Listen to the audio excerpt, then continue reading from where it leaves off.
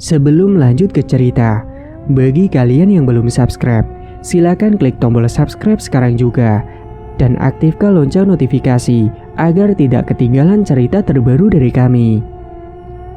Dan tak usah lama-lama, ini dia ceritanya. Selamat menyimak. Pak Darto mengalami kebangkrutan dalam usahanya pada 3 tahun yang lalu. Dan sekarang beliau sempat menganggur di rumah, tidak kerja apa-apa. Akan tetapi, istrinya selalu saja ngomel-ngomel karena tidak mendapatkan uang bulanan dari Pak Darto. Membuat Pak Darto semakin pusing dan malas di rumah karena selalu berdebat dengan istrinya. "Pak, Bapak gimana sih? Kok nggak cari kerjaan lain saja?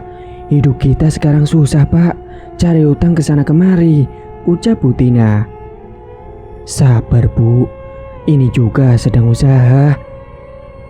"Usaha apa, Pak?" "Ya usaha mencari pekerjaan lain, Bu," jawab Pak Darto. "Halah, Bapak banyak bicara saja, tapi tidak ada buktinya."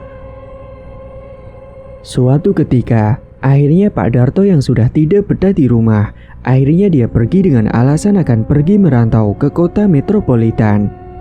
Saat itu, Pak Darto bertemu dengan temannya.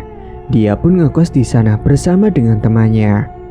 Temannya Pak Darto ini bekerja sebagai pekerja proyek dan sekarang Pak Darto juga ikut kerja di sana. Akan tetapi, Pak Darto yang sudah biasa buka usaha sendiri, dia tidak betah kerja ikut proyek bangunan. Akhirnya Pak Darto pun memutuskan untuk pulang, kembali ke kampung halamannya. Sesampainya di kampung, Pak Darto kembali lontang-lantung bingung tidak ada pekerjaan. Suatu ketika, saat dia sedang menonton televisi, tiba-tiba Bu Tina menghampiri. "Pak, Ibu sudah malu mau hutang di warung sembakonya Bu Rasmi lagi, Pak. Ibu juga malu, hutangnya kan sudah numpuk di sana banyak sekali," jelas Bu Tina. "Ya terus mau cari hutang kemana lagi, Bu? Kalau tidak kita nggak bisa makan," jawab Pak Darto. Beberapa saat kemudian, Ahmad anak semata wayangnya datang menghampiri mereka. "Pak, Bu, aku malu sudah ditagih terus sama Bu Guru soal uang SPP-nya," ucap Ahmad. "Gimana ini, Pak?" tanya Bu Tina. "Bapak juga pusing, Bu. Mau cari kerja apa lagi?"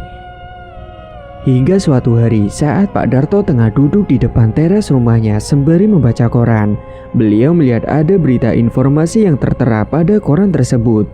Di dalamnya tertera informasi pesugihan. Ada pengusaha kaya raya yang melakukan pesugihan dan menjadi orang sukses. "Apa aku melakukan pesugihan saja ya?" gumamnya dalam hati. Tiba-tiba, Bu Tina keluar dari dalam rumahnya, berjalan ke depan teras rumahnya. "Ibu mau kemana?" tanya Pak Darto. "Ibu mau ke warungnya Bu Rasmi, Pak. Mau coba utang lagi." "Ya sudah sana, semoga dapat utangan ya, Bu." "Iya, Pak." Bu Tina pun beranjak pergi berjalan menuju ke warung sembakonya Bu Rasmi. Sesampainya di warung, terlihat Bu Rasmi sedang menata barang-barang dagangannya. "Assalamualaikum Bu Rasmi," ucap Bu Tina dengan nada lembut. "Waalaikumsalam. Mau beli apa Bu Tina?" tanya Bu Rasmi. "Maaf Bu, sebelumnya saya kesini mau utang lagi Bu. Apa boleh?" tanya Bu Tina. "Enak aja, bayar dulu dong Bu utang yang dulu. Nanti baru boleh utang lagi," bentak Bu Rasmi. "Saya mohon Bu, kali ini saja," ucap Bu Tina memohon. "Tidak bisa. Kalau Bu Tina utang terus saya bisa rugi," jawab Bu Rasmi. "Lagian kalau Ibu mau utang lagi nanti bayarnya pakai apa? Kerjaan aja nggak punya." "Ya sudah, kalau Ibu tidak mau memberikan utang kepada saya permisi pulang dulu ya Bu," ucap Bu Tina. "Assalamualaikum." "Waalaikumsalam." "Enak aja, datang-datang mau ngutang," gumam Bu Rasmi. Beberapa saat kemudian, Bu Tina sampai di rumah dan menemui Pak Darto, yang saat itu Bu Tina terlihat tertekuk wajahnya. "Loh, Ibu kok ditekuk gitu sih wajahnya? Kenapa Bu? Nggak dikasih utangan ya Bu? Cecar Pak Darto. Iya Pak, tidak diberi utangan. Ya sudah nggak apa-apa, yang sabar ya. Bu, ini lihat coba, ada informasi pesugihan. Bagaimana kalau Bapak melakukan ini? Supaya hidup kita kembali seperti dulu lagi Bu, ujar Pak Darto. Pesugihan Pak? Tanya Bu Tina terkejut. Iya Bu, gimana? Ibu setuju nggak? Tapi kan pesugihan itu pasti meminta tumbal Pak. Ibu tenang saja, ini tumbalnya bisa orang lain kok Bu. Ya sudah, kalau itu yang terbaik, Ibu sih ikut Bapak saja, ucap Bu Tina. Singkat cerita, akhirnya Pak Darto pun pergi ke tempat pesugihan itu untuk melakukan ritual. Di sana Pak Darto bertapa di sebuah bebatuan besar sembari membacakan mantra dan ada beberapa sesajen. Sembari memejamkan kedua matanya, Pak Darto membacakan mantra hingga hembusan angin kencang menghampiri dengan disertai dengan gangguan-gangguan suara yang aneh. Akan tetapi, Pak Darto terus fokus dalam merapalkan mantranya sampai terbit fajar. Setelah selesai, Pak Darto pun kembali pulang ke rumahnya dan sesampainya di rumah, Pak Darto langsung melihat ke dalam lemarinya. Di dalam lemari beliau, terlihat ada banyak tumpukan uang di dalam lemari itu.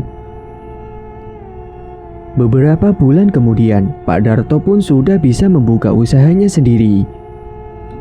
Hari demi hari, minggu demi minggu, bulan demi bulan, usaha pabrik bajunya semakin berkembang pesat. Pak Darto sekarang menjadi kaya raya, semua dimiliki oleh Pak Darto dan Bu Tina. Rumahnya pun menjadi mewah, berlantai 2 dengan ukuran besar dan luas. Semua perabotan yang ada di dalam rumahnya semuanya mahal dan mewah. Bahkan Pak Darto memiliki beberapa koleksi mobil mewah yang terparkir di garasi rumahnya. Tidak hanya mobil saja, ada juga beberapa motor mewah yang juga terparkir di sana. Bu Tina sekarang sudah seperti dulu, yang ikut dengan kumpulan ibu-ibu sosialita, ikut arisan atau bahkan shopping. Di pabrik pembuatan baju milik Pak Darto, sekarang memiliki banyak karyawan. Pesugihan yang dijalani Pak Darto meminta tumbal setiap 3 tahun sekali, karena Pak Darto sudah melakukan perjanjian dengan jin di pesugihan itu. Suatu ketika, di depan pabrik milik Pak Darto ada pengendara yang mengalami kecelakaan dan dia meninggal dunia di tempat karena menabrak sebuah pohon besar yang ada di depan pabriknya itu. Pengendara motor itu ternyata sudah dijadikan tumbal pesugihannya setiap 3 tahun sekali. Jadi tidak ada orang yang tahu kalau Pak Darto telah melakukan pesugihan, karena semua taunya orang itu meninggal karena kecelakaan yang dialami. Diduga saat itu pengendara motor itu melihat ada sosok tinggi besar yang berdiri di hadapannya dan menghalangi jalannya, hingga membuatnya jadi banting setir ke arah kiri dan menabrak sebuah pohon. Suatu hari juga ada salah satu karyawan yang mengalami kecelakaan kerja. Saat itu, karyawan itu tangannya terpotong mesin pemotong kain, sehingga tidak ada yang tahu jika dia sudah dijadikan tumbal karena disebabkan kecelakaan kerja. Karyawan tersebut namanya Doni. Sebelum meninggal, dia melihat ada beberapa sosok pocong yang berdiri menatap tajam ke arahnya, dan sosok pocong itu sangat menyeramkan sekali. Kedua matanya melotot dan mulutnya menganga. Dan pada saat itu, Doni yang sedang bekerja jadi tidak fokus karena melihat beberapa sosok pocong itu. Tanpa sadar, akhirnya tangan Doni terpotong oleh mesin. Pokoknya, Pak Darto selalu menyiapkan tumbalnya setiap 3 tahun sekali, dan sudah banyak karyawan yang menjadi tumbal korban pesugihannya.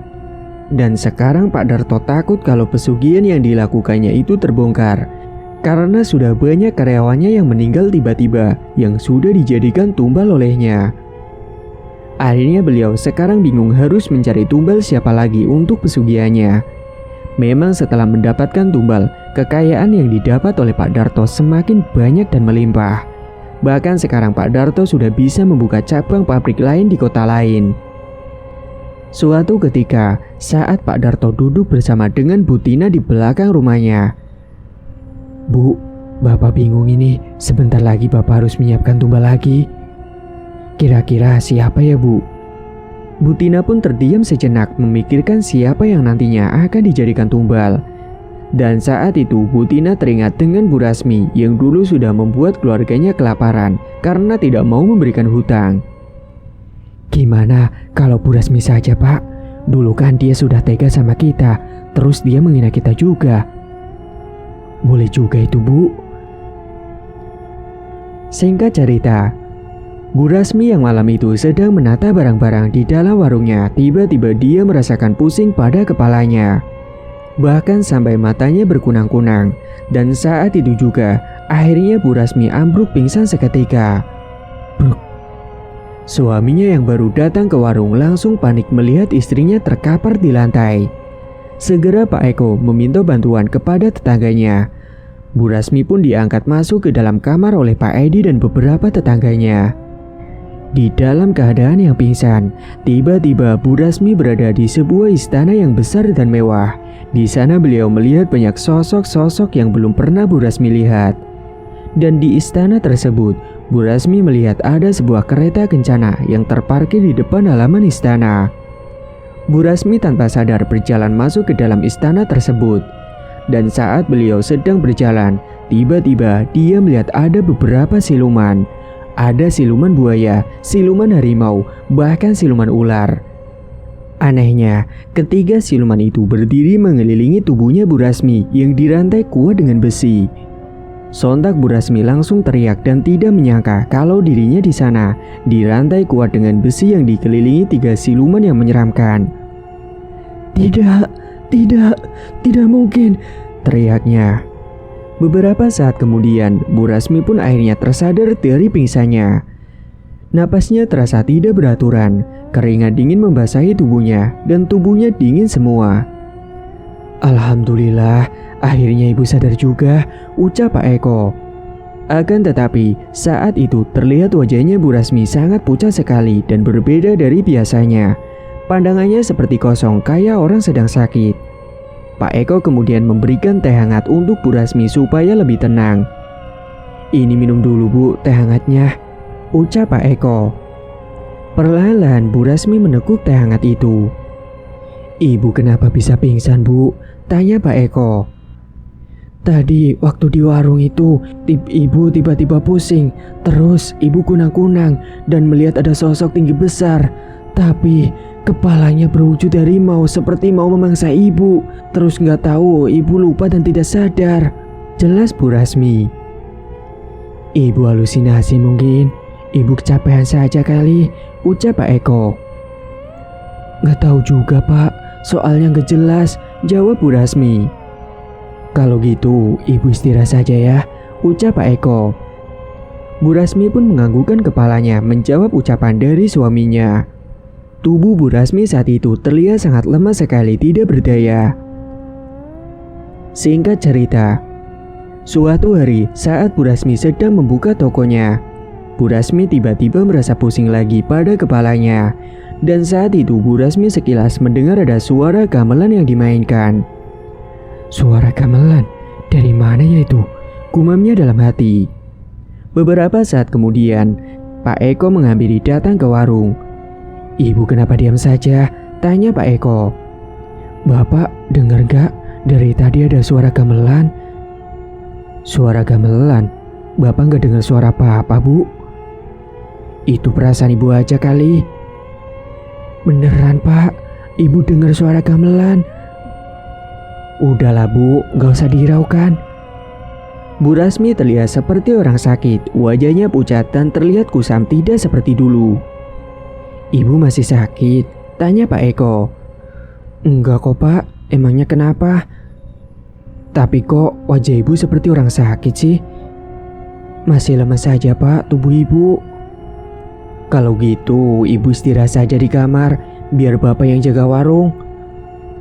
Akhirnya Bu Rasmi istirahat di dalam kamar karena kepalanya juga merasakan sangat pusing sekali. Hari itu tiba-tiba saja Bu Tina dan Pak Darto menjadi baik sekali kepada Bu Rasmi. Mereka datang ke rumahnya Bu Rasmi untuk menjenguk Bu Rasmi. Assalamualaikum, ucap Bu Tina. Waalaikumsalam, jawab Pak Eko dari dalam warung. Kebetulan warung miliknya Bu Rasmi itu berada tepat di depan rumahnya. Jadi kalau ada tamu yang datang, maka dari warung akan terdengar dan terlihat siapa yang datang. Pak Eko pun beranjak menghampiri Bu Tina dan Pak Darto. Pak Darto, Bu Tina, tumben datang ke sini. Ada apa ini? Tanya Pak Eko. Pak Eko, ini kita mau jenguk Bu Rasmi. Katanya lagi sakit ya, ucap Pak Darto. Oh iya Pak, Bu. Kalau gitu silakan masuk ke dalam. Bu Rasminya ada di dalam kamar, ucap Pak Eko. Dan saat itu, Pak Darto dan Bu Tina akhirnya masuk ke dalam rumah untuk melihat keadaan Bu Rasmi. Terlihat saat itu Bu Rasmi wajahnya sangat pucat dan lemas sekali tubuhnya. Gimana keadaannya Bu Rasmi? Tanya Pak Darto. Bu Tina, Pak Darto. Ya seperti ini Pak, Bu. Masih lemas, jawab Bu Rasmi. Pak Darto sama Bu Rasmi kok tahu kalau saya sakit? Kata siapa? Tanya Bu Rasmi. Oh, itu kemarin kata tetangga Bu, jawab Bu Tina. Oh, gitu ya. Makasih ya Pak, Bu, sudah mau jengukin saya, ucap Bu Rasmi. Iya Bu, sama-sama. Ini kita bawain buah-buahan buat Bu Rasmi, nanti dimakan ya Bu. Makasih banget Bu, repot-repot segala. Pak Darto dan Bu Rasmi berubah menjadi baik karena mereka sudah mendaftarkan nama Bu Rasmi untuk nanti dijadikan tumbal pesugihannya. Maka dari itu, mereka ingin membuat Bu Rasmi merasakan harta dari keluarganya Pak Darto. Hingga keadaan Bu Rasmi semakin hari semakin memburuk, tubuhnya semakin kurus, bahkan nafsu makannya pun berkurang. Di dalam rumahnya, Bu Rasmi selalu merasakan hawa yang sangat panas dan gelisah. Mbak, teriak Bu Rasmi. Pak Eko yang saat itu sedang menyapu di teras rumahnya langsung menghampiri ke kamar. Ada apa Bu? Tanya Pak Eko. Ibu gerah Pak di sini, mau keluar aja, jawab Bu Rasmi. Gerah? Bapak kok malah merasa dingin ya Bu? Ucap Pak Eko. Udah yo Pak, anterin ibu ke depan saja, kata Bu Rasmi. Akhirnya Bu Rasmi pun dipapa oleh Pak Eko berjalan ke depan teras rumah untuk duduk di sana. Beliau harus dipapah karena masih merasa sangat lemah sekali. Saat di depan teras, Bu Rasmi merasa tidak terlalu gerah seperti sebelumnya. Tiba-tiba saat sedang duduk di depan teras rumah, Bu Rasmi melihat ada sosok kuntilanak yang duduk di atas pohon depan rumahnya. Sosok itu menatap ke arah Bu Rasmi sembari tertawa mengikik. Sontak saja Bu Rasmi takut dan tidak mau melihat sosok itu lagi. Ibu kenapa? Ibu mau masuk aja Pak, takut. Takut kenapa Bu? Ibu lihat apa? Itu di atas pohon ada kuntilanak Pak. Seketika Pak Eko melihat ke arah pohon yang ditunjukkan oleh Bu Rasmi. Akan tetapi Pak Eko tidak melihat apa-apa di pohon itu. Mana Bu? Gak ada apa-apa kok. Ibu berhalusinasi pasti. Bu Rasmi pun perlahan-lahan melihat lagi ke arah pohon itu. Tapi saat Bu Rasmi lihat sosok itu masih ada. Berarti Bu Rasmi saja yang bisa melihat sosok kuntilanak itu, sementara Pak Eko tidak bisa melihatnya. Akhirnya Bu Rasmi kembali masuk ke dalam kamar. Mereka tinggal berdua saja di rumah karena mereka selama menikah belum juga dikaruniai anak. Singkat cerita, malam harinya Bu Rasmi merasa gelisah, panas, dan tidak bisa tidur. Wajahnya juga memucat lemas, pokoknya seperti orang yang sakit. Bu Rasmi pun mencoba bangkit untuk berjalan keluar kamar. Dia berjalan meraba-raba tembok karena masih merasa sangat lemas tubuhnya. Beberapa saat kemudian, Pak Eko datang menghampiri Bu Rasmi yang sedang mencoba berjalan. Loh, ibu mau kemana? Ibu panas Pak di dalam kamar. Ya udah, sini Bapak bantu jalan. Saat sedang dipapa oleh Pak Eko, tiba-tiba saja Bu Rasmi merasakan pusing pada kepalanya dan kedua matanya jadi berkunang-kunang. Bu Rasmi pun akhirnya pingsan karena sudah tidak kuat lagi. Untungnya ada suaminya yang langsung menerima tubuh Bu Rasmi hingga tidak sampai jatuh ke lantai. Langsunglah Pak Eko seret ke dalam kamar. Pak Eko panik bingung harus berbuat apa. Karena tiba-tiba saja Bu Rasmi sadar tapi beliau seperti sedang kesurupan. Karena Bu Rasmi tiba-tiba meraung sendiri, mereok-reok seperti harimau kelaparan. Dan kedua matanya melotot menatap ke arah Pak Eko. Lalu Pak Eko mencoba untuk membacakan ayat-ayat suci Al-Quran yang beliau hafalkan. Beberapa saat kemudian, Bu Rasmi akhirnya sadar setelah dibacakan doa. Akan tetapi, tubuhnya terasa sangat lemah sekali, tidak berdaya, wajahnya juga pucat pasi. Pak Eko segera pergi beranjak ke dapur untuk membuatkan teh hangat. Tapi saat beliau di dapur, beliau mendengar ada suara wanita yang sedang menangis di belakang rumahnya. Pak Eko yang penasaran, dia langsung mengintip di balik jendela dapur. Dan saat dia melihat ke belakang rumahnya, betapa terkejutnya dirinya. Dia melihat ada sosok wanita berambut panjang acak-acakan dengan wajah hancur penuh dengan darah, dan di bagian tubuhnya berlubang penuh darah. Sosok itu menangis, suaranya membuat Pak Eko merinding ketakutan. Waktu itu, karena takut dan tidak kuat melihat sosok itu, Pak Eko pun segera kembali masuk ke kamar membawakan teh hangat untuk Bu Rasmi. "Ini Bu, diminum dulu teh hangatnya," ucap Pak Eko sambil memberikan teh hangat itu kepada Bu Rasmi. Namun Bu Rasmi menolak teh hangat itu. Entah kenapa, gelasnya langsung dilempar begitu saja. Gelas tersebut langsung pecah dan serpian kaca berserakan di lantai. "Kenapa dilempar sih Bu gelasnya?" tanya Pak Eko. "Ibu gak mau." "Ya kalau gak mau bilang, gak usah dilempar seperti itu." Saat itu Pak Eko langsung segera membersihkan pecahan kaca yang ada di lantai karena takut nanti terinjak kaki. Setelah sudah selesai membersihkan pecahan kaca, Pak Eko mencoba memijit badannya Bu Rasmi. Akan tetapi pandangannya Bu Rasmi saat itu berubah menjadi kosong dan melamun. "Bu, jangan melamun seperti itu dong, nanti Ibu kesurupan lagi," ujar Pak Eko. Tiba-tiba di dalam lamunannya, Bu Rasmi melihat di hadapannya ada sosok tinggi besar berbulu berwarna hitam dengan gigi taring yang tajam dan panjang, serta kedua mata yang melotot merah menyala menatap ke arah Bu Rasmi. Sosok genderuwo itu terus berdiri di sana. Bu Rasmi yang melihat itu langsung beringsekan, teriak-teriak membuat Pak Eko kaget. "Wah, wah. Ibu kenapa Bu?" tanya Pak Eko. Bu Rasmi hanya bengong dan ketakutan, tidak menjawab pertanyaan dari Pak Eko. Lalu Pak Eko pun langsung memeluk tubuhnya Bu Rasmi supaya Bu Rasmi menjadi tenang. Akhirnya setelah didekap tubuhnya, Bu Rasmi akhirnya sudah sedikit tenang lagi. Hingga malam harinya, saat Bu Rasmi tengah tertidur, Bu Rasmi bermimpi buruk lagi. Beliau bermimpi berada di sebuah istana dan di sana Bu Rasmi melihat ada sosok dirinya yang diikat dengan rantai dan didampingi oleh 3 sosok siluman yang menyeramkan. Bu Rasmi yang bisa menangis melihat dirinya yang dirantai di sana dan terlihat sangat pucat sekali seperti orang yang sudah meninggal. Pak Eko yang tidur di sampingnya langsung terbangun mendengar Bu Rasmi meracau sambil menangis. Segera beliau membangunkan Bu Rasmi sambil menepuk tubuhnya perlahan. Bu, bangun Bu." Beberapa saat, Bu Rasmi pun bangun. Akan tetapi ketika bangun, beliau seperti orang yang linglung. Diajak bicara tidak menjawab. Singkat cerita, keesokan paginya, suhu tubuh Bu Rasmi sangat panas sekali hingga demam tinggi. Pak Eko segera membawa Bu Rasmi ke rumah sakit untuk diperiksa. Namun sesampainya di rumah sakit, Bu Rasmi langsung ditangani oleh dokter untuk diperiksa. Saat itu, Bu Rasmi juga merasakan sakit pada bagian perutnya seperti diikat kuat. Bahkan seluruh tubuhnya terasa pegal-pegal.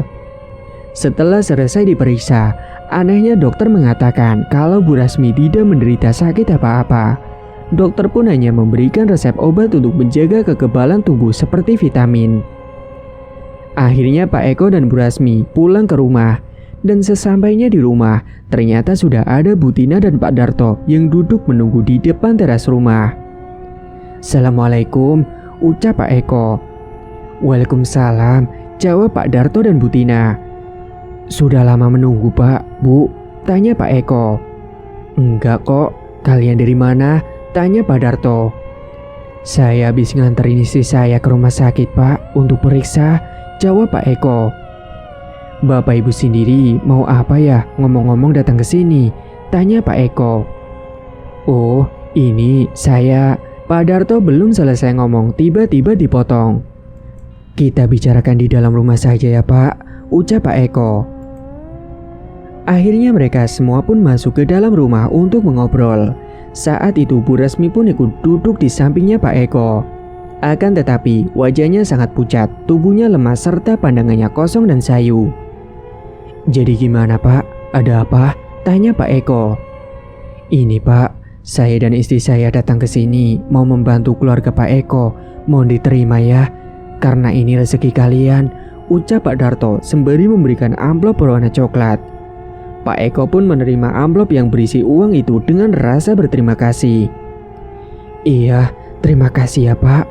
Bapak tahu saja kalau kami ini masih sulit," ucap Pak Eko. "Iya, sama-sama. Semoga Bu Rasmi cepat sembuh ya. Itu uangnya bisa digunakan sebagai uang modal," ucap Pak Darto. "Kalau begitu kita pamit pulang dulu ya, Pak, Bu," timbal Bu Tina. Setelahnya Pak Darto dan Bu Tina kembali pulang ke rumahnya. Pak Darto memang sengaja berbuat seperti itu karena Bu Rasmi yang memang akan dijadikan tumbal tahun depan oleh pesugihan yang dilakukan oleh Pak Darto. Singkat cerita, sakit yang diderita oleh Bu Rasmi semakin parah. Akhirnya Pak Eko pun membawa Bu Rasmi untuk pengobatan tradisional dengan menggunakan uang yang diberikan oleh Pak Darto dan Bu Tina. Saat terapi pengobatan tradisional, tubuh Bu Rasmi sudah merasa membaik lagi. Akan tetapi saat di rumah Bu Rasmi lesu lagi, wajahnya pucat tidak berdaya, bahkan kadang bicara sendiri seperti orang gila. Membuat Pak Eko merasa prihatin dengan yang dialami oleh istrinya. Sementara keluarganya Pak Darto hidupnya berfoya-foya, semakin kaya raya, hartanya melimpah ruah. Saat malam hari, Bu Rasmi selalu merasa mual-mual dan rasanya ingin muntah. Akhirnya Pak Eko membantu Bu Rasmi ke kamar mandi untuk muntah di sana. Saat muntah, Bu Rasmi langsung merasakan pusing sekali pada bagian kepalanya. Pak Eko langsung memijit kepalanya Bu Rasmi yang terasa pusing itu. Sekarang tubuhnya Bu Rasmi terlihat semakin kurus karena tidak pernah mau untuk makan. Anehnya Bu Rasmi malah kadang makan kembang-kembangan yang ada di depan rumahnya. Tapi kalau dimarahi oleh Pak Eko, pasti dia akan ngamuk dan nangis. Sehingga membuat Pak Eko bingung harus berbuat apa. Pokoknya Bu Rasmi menjadi aneh. Singkat cerita, Pak Darto dan Bu Tina selalu datang ke rumahnya Bu Rasmi untuk memberikan uang setiap 1 bulan sekali. Pak Eko tidak menaruh rasa curiga sedikit pun kepada keluarganya Pak Darto. Karena menurut Pak Eko, keluarganya Pak Darto memang baik dan dermawan, mau menolong tetangganya. Jadi Pak Eko tidak berpikir yang aneh-aneh dan negatif. Pak Eko juga merasa tertolong dengan selalu diberikan uang setiap 1 bulan sekali yang jumlahnya sangat banyak oleh Pak Darto. Suatu ketika, Bu Tina datang ke rumahnya Bu Rasmi untuk membawakan makanan. "Assalamualaikum," ucap Bu Tina. "Waalaikumsalam, Ibu Tina. Silakan masuk, Bu," jawab Pak Eko. Saat itu Pak Eko sedang berada di warung dan dia melihat kedatangannya Bu Tina. Kemudian mereka akhirnya masuk ke dalam rumah. Bu Tina saat itu membawakan rantan makanan. "Bu Rasminya sedang apa, Pak?" tanya Bu Tina. "Di kamar, Bu, sedang istirahat." "Boleh saya lihat, Pak?" "Iya boleh, Bu. Ayo silakan masuk." Pak Eko dan Bu Tina pun langsung masuk ke dalam kamar menemui Bu Rasmi. "Bu Rasmi, ini saya bawakan makanan. Makan ya, Bu." "Selama ini dia nggak mau makan, Bu. Makanya tubuhnya kurus," timpal Pak Eko. "Saya suapin ya, Bu," ujar Bu Tina. Anehnya, saat Bu Tina menawarkan untuk menyuapi Bu Rasmi, beliau menganggukkan kepalanya, pertanda mau disuapi oleh Bu Tina. Sontak Pak Eko pun merasakan keheranan, padahal selama ini kalau disuapi Pak Eko, tidak pernah mau sama sekali. Bu Tina menyuapi Bu Rasmi perlahan-lahan, sampai makanan yang dikasih oleh Bu Tina itu habis tak tersisa. "Loh, ini habis loh, Pak," Bu Rasmi mau makan, malah lahap banget, ucap Bu Tina. Syukurlah Bu kalau mau makan, biar cepet sembuh, jawab Pak Eko. Namun wajahnya Bu Rasmi waktu itu masih saja tetap pucat seperti orang yang linglung dan hilang kesadaran. Karena memang sukmanya Bu Rasmi sudah diambil dan sudah ikut ke dalam bangsa jin sesuai perjanjian untuk dijadikan tumbal. Sehingga Bu Rasmi menjadi tersiksa seperti yang sekarang ini. Karena merasa iba dan prihatin dengan keadaannya, Pak Eko mencoba membawa Bu Rasmi ke berbagai dokter. Akan tetapi, semua hasilnya nihil. Padahal sudah jelas-jelas Bu Rasmi seperti orang sakit. Setiap malam di jam-jam tertentu, Bu Rasmi merasakan sakit pada bagian perut yang paling utama di sekujur tubuh terasa sakit pegal. Hingga pada suatu malam, Bu Rasmi berteriak. Segera Pak Eko menghampiri Bu Rasmi yang ada di dalam kamarnya. Sakit, teriak Bu Rasmi. Ibu kenapa Bu? Sakit banget Pak. Pak Eko mencoba untuk mencegah tangannya yang sesekali meremas perutnya sendiri. Sudah Bu, sudah, jangan dipukul dan diremas seperti itu. Nanti ibu tambah sakit. Ini sakit banget Pak. Pak Eko tidak tega melihat istrinya yang kesakitan seperti itu. Akan tetapi Pak Eko tidak tahu harus berbuat apa selain berdoa. Singkat cerita, keadaan Bu Rasmi semakin memburuk. Wajahnya pucat, tubuhnya kurus kering keronta, seperti tidak terawat dan kusam semua. Hingga suatu saat, ada tetangganya yang datang untuk menjenguk keadaannya Bu Rasmi. Pak Eko, Bu Rasmi sudah dibawa kemana saja? Tanya Bu Isna. Sudah saya bawa ke berbagai rumah sakit, sudah dibawa ke pengobatan tradisional, tapi tetap saja Bu, tidak ada perubahan, malah semakin parah. Jelas Pak Eko. Saran saya, coba bawa ke orang pintar saja Pak, ucap Bu Isna. Apa Bu Isna tahu di mana tempatnya orang pintar itu? Tanya Pak Eko. Kalau itu sih saya kurang tahu Pak. Coba Bapak tanya-tanya sama temen Bapak atau cari di internet, ucap Bu Isna. Oh iya Bu, nanti saya akan cari tahu infonya. Makasih ya Bu sarannya, dan Ibu sudah mau jenguk istri saya, ucap Pak Eko. Iya sama-sama, kalau gitu saya permisi dulu Pak. Beberapa hari kemudian, Pak Eko duduk santai di depan teras rumah sembari menatap layar ponsel HP-nya untuk mencari informasi tentang orang pintar paranormal. Hingga akhirnya Pak Eko melihat ada informasi tentang paranormal. Keesokan harinya, Pak Eko langsung membawa Bu Rasmi ke tempat orang pintar tersebut yang letaknya cukup jauh. Perjalanan yang ditempuh itu sekitar 4 jam perjalanan. Pak Eko membawa bekal uang mahar yang selama ini diberikan oleh Pak Darto dan Bu Tina. Hingga sesampainya di sana, ternyata sudah banyak pasien yang menunggu giliran untuk diobati. Orang itu bernama Mbah Yanto. Mbah Yanto lalu membacakan doa-doa untuk semua pasiennya. Dan saat itu semua pasien bereaksi. Semuanya muntah. Sudah ada kantong kresek yang disiapkan pada pasien. Hingga saat itu, Bu Rasmila yang paling bereaksi. Bu Rasmi langsung teriak-teriak. Panas. Segera Mbah Yanto menghampiri Bu Rasmi untuk diobati lebih dulu. Bu Rasmi langsung kesurupan, kedua matanya melotot, menatap lekat pada wajahnya Mbah Yanto, serta mulutnya menyeringai. Bu Rasmi menggeram seperti seekor harimau yang sudah siap memangsa. Kamu siapa? Ucap Mbah Yanto. Kamu tidak usah ikut campur, ucap sosok siluman harimau yang ada di dalam tubuhnya Bu Rasmi. Mbah Yanto kemudian membacakan doa-doa lagi, sembari memegangi kepala Bu Rasmi. Akan tetapi, Bu Rasmi terus menggeram dan kedua tangannya berbentuk seperti tangan harimau yang siap mencengkeram. Mbah Yanto terus membacakan doa-doa sembari menerawang apa yang sebenarnya terjadi dengan Bu Rasmi. Sementara Pak Eko mencoba untuk memegangi tubuh istrinya. Sesekali Mbah Yanto menghentikan bacaan doanya dan berbicara dengan sosok yang ada di dalam tubuh Bu Rasmi. Keluar kamu dari tubuh wanita ini dan kembalikan sukmanya, ucap Mbah Yanto.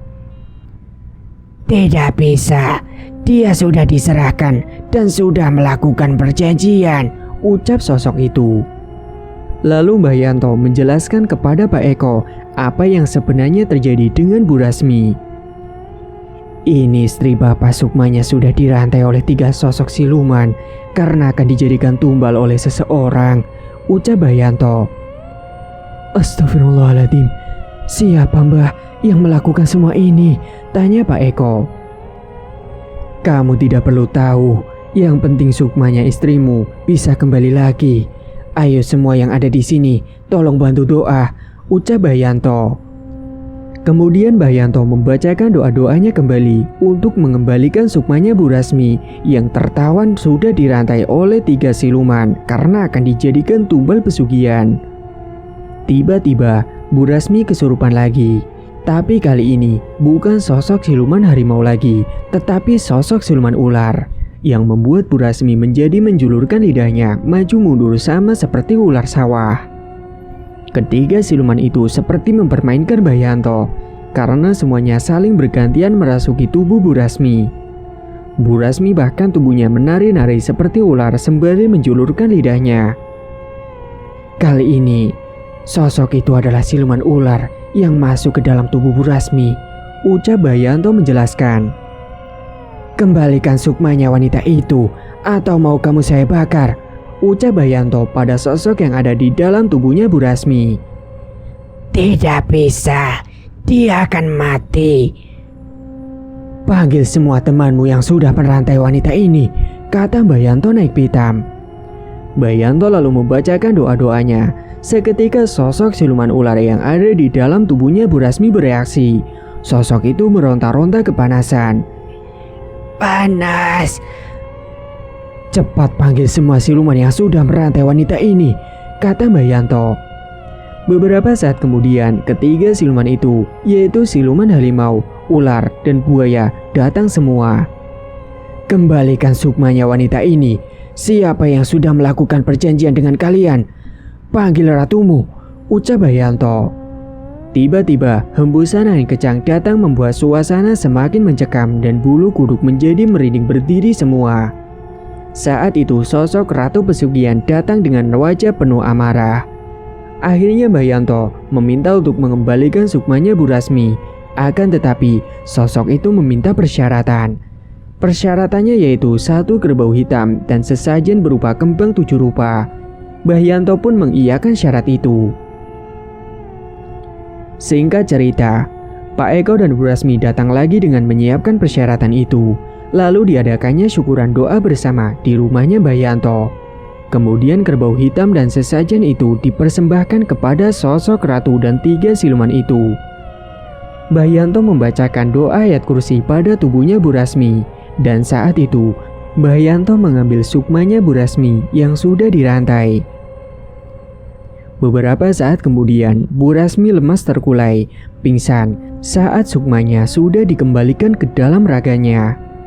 Sesaat setelah sadar, Bu Rasmi langsung menangis, keringat bercucuran dan beliau langsung memeluk suaminya. Alhamdulillah, sekarang Bu Rasmi sudah kembali Sukmanya. Beliau sudah didaftarkan untuk dijadikan tumbal. Makanya Sukmanya dirantai di sana dan dijaga oleh 3 siluman, jelas Mbah Yanto. Kalian tidak perlu tahu siapa orangnya, karena nanti kalian akan tahu sendiri, ucap Mbah Yanto. Setelah ini, tolong Bu Rasmi harus selalu mandi kembang melati setiap harinya ya Pak, ucap Mbah Yanto. Semenjak itu, Bu Rasmi harinya sembuh dan selalu mandi kembang melati setiap harinya. Sementara keluarga Pak Darto mengalami kecelakaan dan Pak Darto dan Bu Tina serta anaknya meninggal dunia saat perjalanan akan berlibur. Semua pabrik milik Pak Darto juga kebakaran mendadak dan saat itu Pak Eko dan Bu Rasmi akhirnya tahu siapa yang sudah melakukan itu kepada Bu Rasmi. Akan tetapi Pak Eko dan Bu Rasmi sudah memaafkan keluarganya Pak Darto. Semoga kita selalu dalam lindungan Allah Ta'ala dan jangan sampai kita terjerumus ke dalam lembah hitam yang menyesatkan. Bersekutu dengan jin iblis akan membuat menderita dan jangan sampai membuat orang lain ikut menderita karena keegoisan kita sendiri. pertebal keimanan kita, dan perbanyak ibadah. Carilah rezeki yang halal, syukuri dengan apa yang dimiliki. Jangan berbuat musyrik karena itu perbuatan yang dibenci oleh Allah Ta'ala. Tamat, cerita pun selesai. Bagi teman-teman yang suka mendengar cerita kali ini, dukung channel ini dengan cara klik subscribe dan aktifkan lonceng notifikasinya dan tinggalkan jejak di kolom komentar. Dan bagi teman-teman yang punya cerita dan ingin mengirimkan cerita, bisa kirim langsung ke kontak yang sudah disediakan. Terima kasih sudah menyimak hingga akhir. Wassalamualaikum warahmatullahi wabarakatuh.